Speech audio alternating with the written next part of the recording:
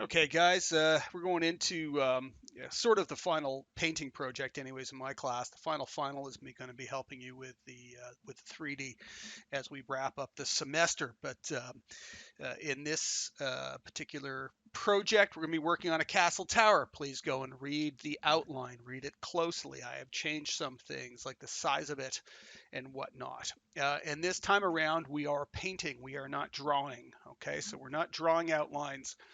We're painting. We're learning to think in values and depths and structure of things. So it's going to be a different approach to being able to design ideas.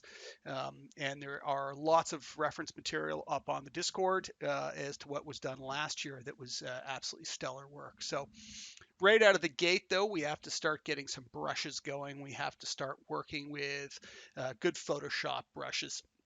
So over in Photoshop, I'm just going to just take one of my concept folders. I've laid it out as described in the video, and you'll notice I have piles of different brushes here. I have my own set of brushes I've generated, and we'll discuss how to create your own sets that you can bring with you and take with you wherever you go.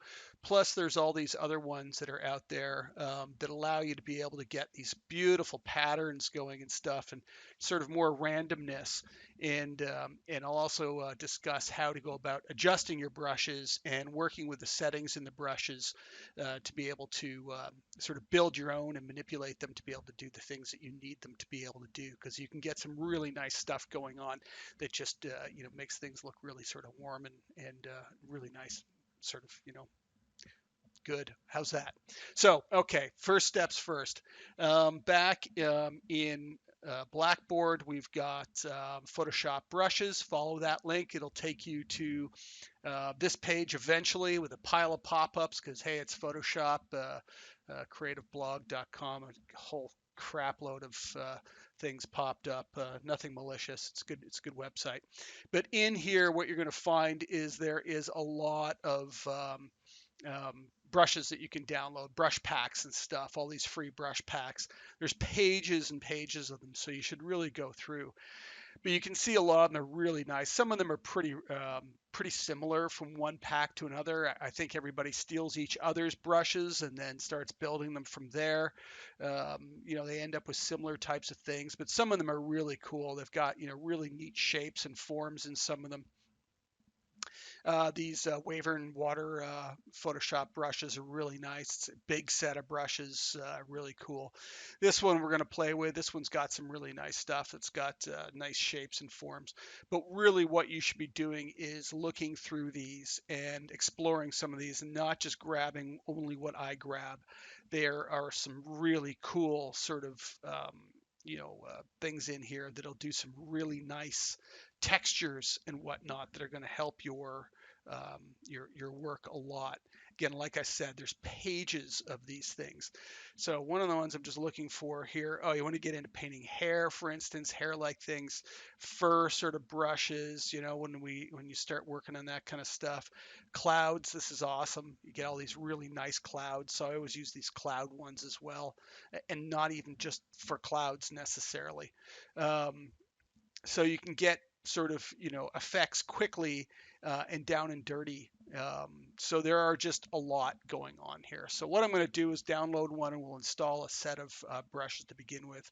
So I'm going to go with this Schmansky or whatever his name is. Where is it? Flower brushes, dry brushes. Hang on a second. I got to find it again. There it is. Sakamichin. This set's been around forever. Um, so all you got to do is hit the download and find your download link. It'll take you to the brushes and in some cases give you some all sorts of reference and stuff and whatnot. I think that's the download link. And it looks like this one's forcing me all of a sudden to join DeviantArt, which I don't want to do. Let me see if I can find the download for it without that. Okay, I just logged into my DeviantArt. I haven't used this in ages. I just logged into my DeviantArt to get this one. This is a really good site, by the way, DeviantArt. It's worthwhile to have an account on here, anyways. So you might want to go set that up. I'm going to go download this set of brushes. What you should do is probably put it somewhere where you know where you're putting it. I'm just going to put it into my downloads folder. If I were you, I would have a folder somewhere on one of your main drives that stores all your settings and whatnot for things like Photoshop brushes, so you don't just lose it or got to go look at it every single, look for it every time. I'm just going to stick it in downloads. It's this ABR file, and I'm going to hit save. It downloads it. We can then skip back to Photoshop. You can open your brush settings either here or over here on the side. And from the hamburger menu right in the corner, you're going to simply find an import brushes option. You're going to go in, find your brushes you just downloaded. Okay, in this case, those Skylar ones. I'm not going to hit load because they're already in my system. And lo and behold, they're going to show up in your system, and you're going to have all of those brushes available to you now. You can do that with as many brush packs as you like. Like I said, the cloud ones really add some interesting shapes and forms for me. I've got a couple of different ones, and again, I just keep loading these off of my drive because I store all these. I've had some of these for years, laying around. So how do we go about using these, and why are we going to use these, and what's the advantage of them? Is they're going to be producing some really nice textures and stuff. You can see I'm getting sort of leaf-like textures here. You want leaves on something? There you go. You got leaves on something. Give it the right color, obviously. Um, and you can get leaves on something. But there's also all sorts of settings we can work with to help this sort of thing work a little bit better. And those settings are good to understand what they're doing because each brush comes with the settings already set up for it. But we can make our own or at least adjust them and whatnot. For instance, under the first heading here where it says brush tip shape, you can see that we've got the size, and that's no difference than changing your size of your brush, right? With the the brackets, the square brackets up and down. It's just changing the size of your brush here.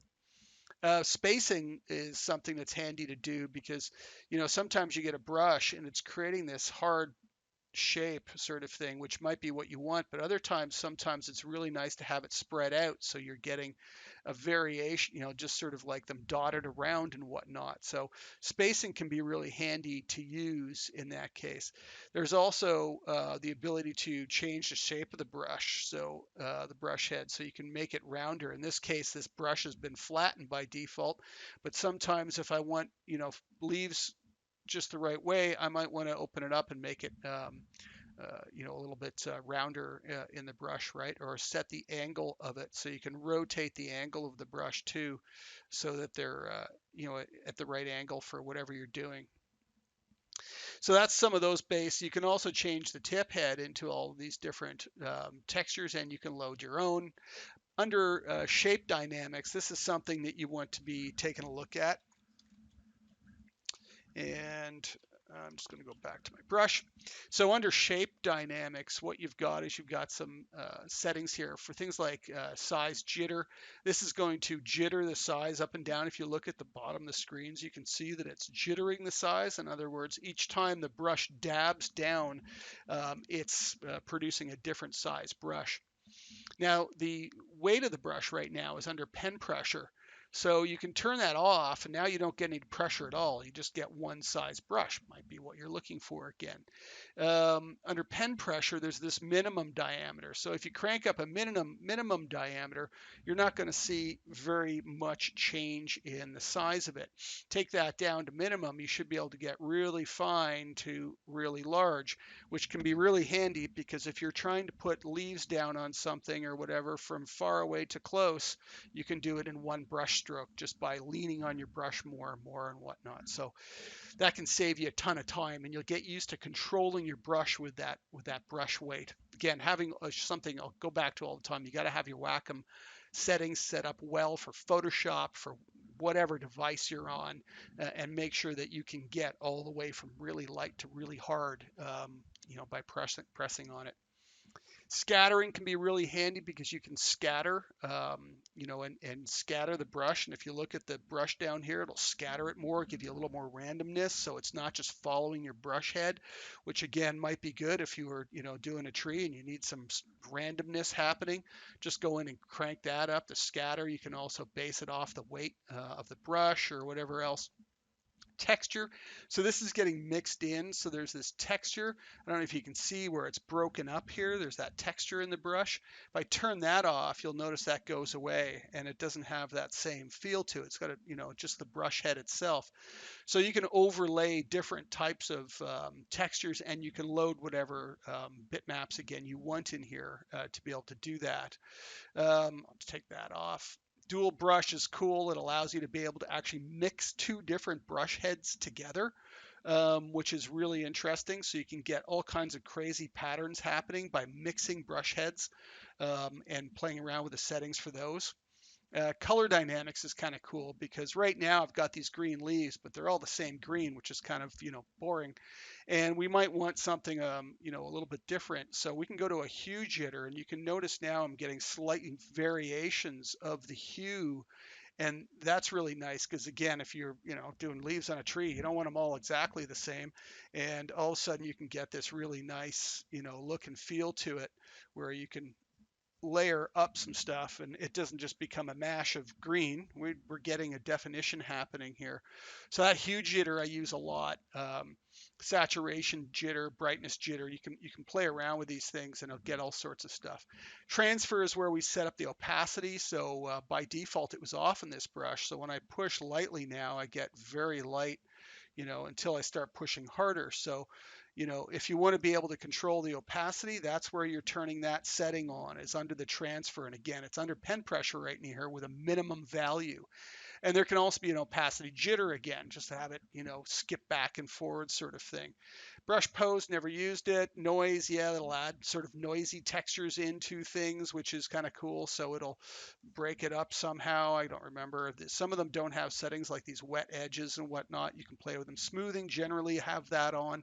But these brush settings will allow you to be able to control your brushes. If you've made a change to your brush and you want to keep it, because every single time Photoshop's actually a real pain in the ass, be honest with you. I hate it because you go to a different brush and you come back to your previous brush and you've just changed the size of the brush.